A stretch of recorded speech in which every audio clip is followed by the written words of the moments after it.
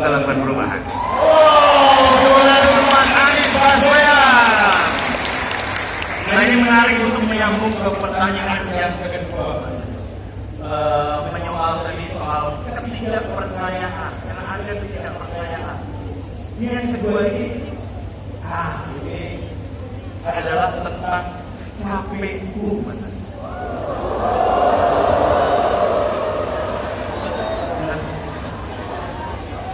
Oh enggak ada singkatan. Komisi Pemilihan Umum. Nggak boleh ada singkatannya. Oke, maaf salah. Terima kasih Pak.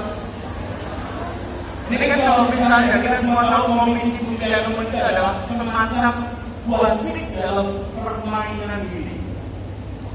Nah, kalau wasitnya saja kita pertanyakan netralitasnya, sampai katanya demokrasi kita ini dibilang mundur, Mas Anies. Di mana tanggapan Mas Anies soal keraguan wasitnya bisa adil? Terus kalau nggak adil, kenapa Mas Anies ini masih mau ikut kompetisinya? Monggo.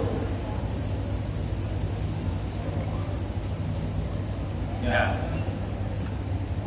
saya kemarin ditanyain itu soal KPU. Saya jawab begini, becing ke titik, Allah ketoro.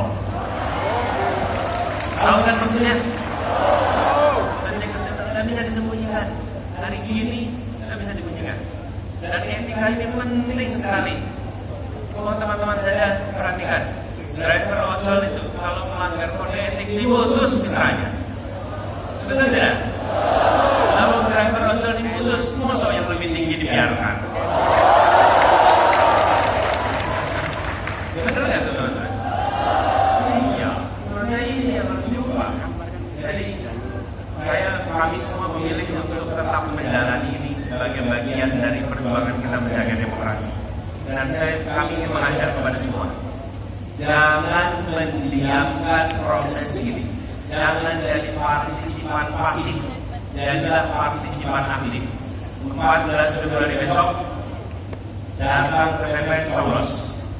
Selesai, Anda boleh pulang dulu. Tapi jam 1 kembali lagi ke TPS, awasi penghitungan suara.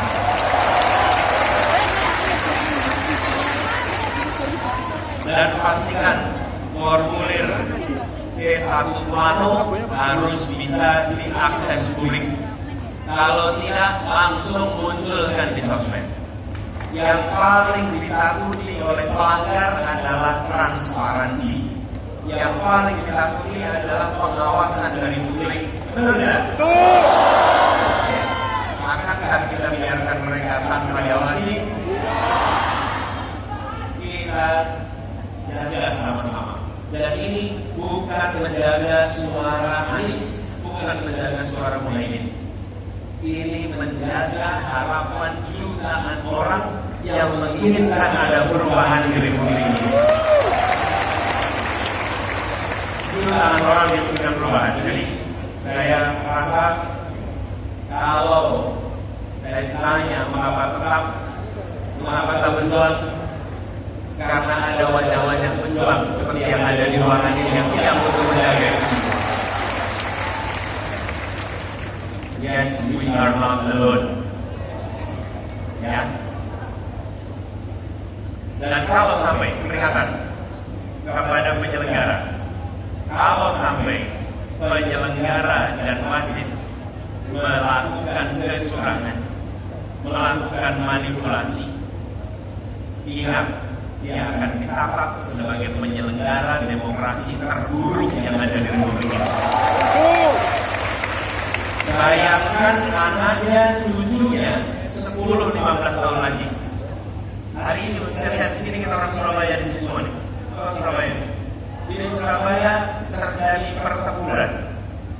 Kita semua kenal dengan istilah peristiwa November. Lalu sekalian, saya datang ke beberapa kampung di sini yang anak cucunya dengan rasa bangga mengatakan, Pak Anies, itu makam orang-orang tua kami yang dulu bertempur pada saat peristiwa 10 November. Mereka menunjukkan makam itu sambil menyatakan kami bangga. Tapi tidak ada satupun yang menjadi tentara Belanda yang anak cucunya bangga karena ayahnya kolaboratornya Belanda. karena kakeknya kolaborator Belanda. Bagi seluruh penyelenggara pemilu, ingat, bila pemilu ini menjadi pemilu terburuk, anak cucu Anda akan menanggung rasa malu atas yang dikerjakan orang tua. Malu mereka. Dan lain-lain berada di sini, kita boleh bangga karena itu menjaga demokrasi kita. Kita ikut mengawasi.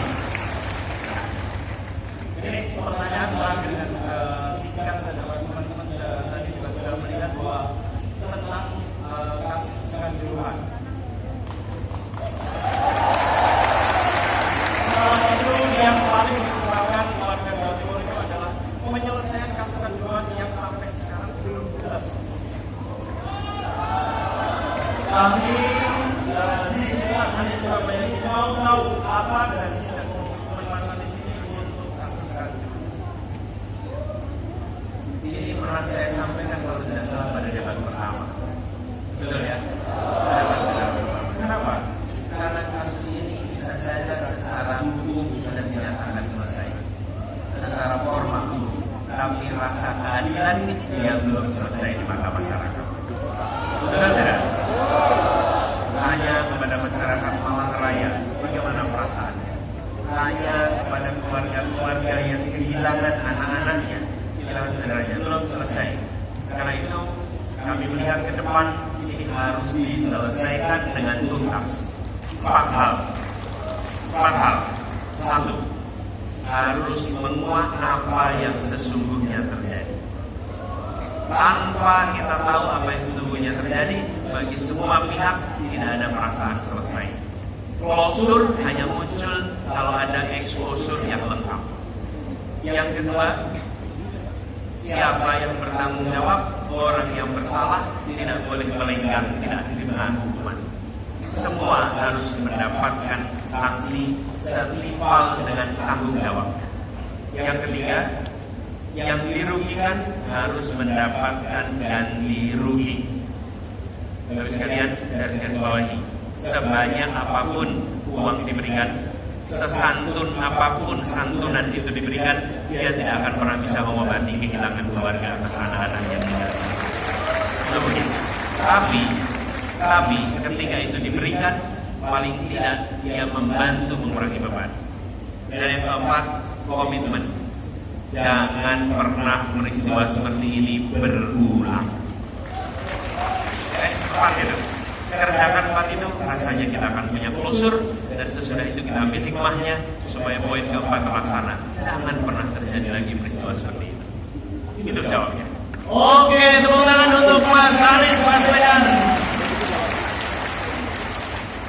Nah, ini jawabannya menyala sekali dari tadi Mas Anies. Menyala abahku. Ya, ini apa namanya? Diri saya ini hanya menyerap energi yang ada dalam ruangan ini. Saya mantulin aja, karena yang ada di ruangan ini luar biasa, di bawah juga. Dan rasanya kalau seperti ini Indonesia akan menyala terang di masa depan. Ini tadi teman-teman segmen yang pertama. Di mana nih? Lupa masa lupa. Kita sekali lagi ya, biar di video bagus. Ini mulai lagi segmen yang pertama. Gimana nih? Memang berbakat ikut kuis kan? Adanya tidak ada. Sebutkan 10 tingkat yang ada. Bangsa. Kita langsung teman-teman. Saat di Surabaya kita langsung masuk ke segmen yang paling ditunggu-tunggu, yang semua yang ada di sini juga pasti akan membawa satu pertanyaan, tapi mungkin teman-teman kita batasi saja, kita akan pilih untuk 2 penanya saja ya untuk segmen yang di segmen yang kedua ini. Sebentar dulu. Kita langsung masuk ke segmen